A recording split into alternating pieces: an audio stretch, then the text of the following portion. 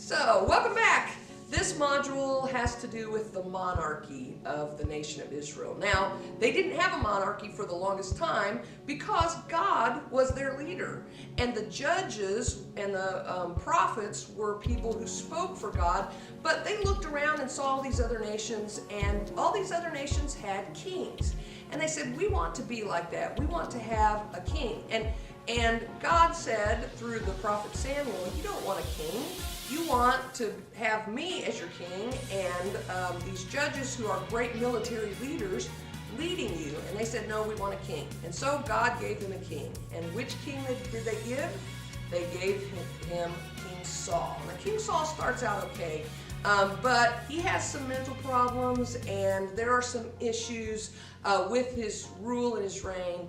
And the people start looking to David before King Saul has left the throne, before he's dead. And so there are a lot of issues there, but eventually David becomes king of the nation. Now, this is the same David that killed Goliath as a boy.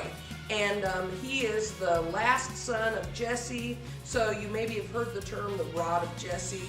This is David. And he becomes the king of all kings. He is brilliant.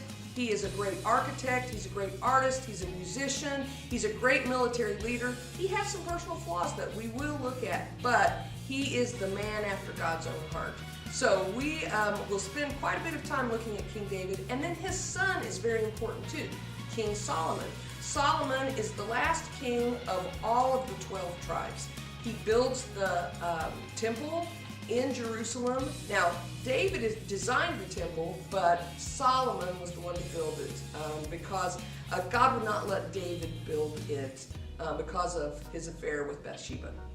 So we see Solomon build the temple. Solomon is very wise. Solomon writes several of the books of the Old Testament, and those three kings make up the only time that all 12 tribes were unified under leaders that were called kings. So this is the time of the unified monarchy. I think you will really enjoy this module.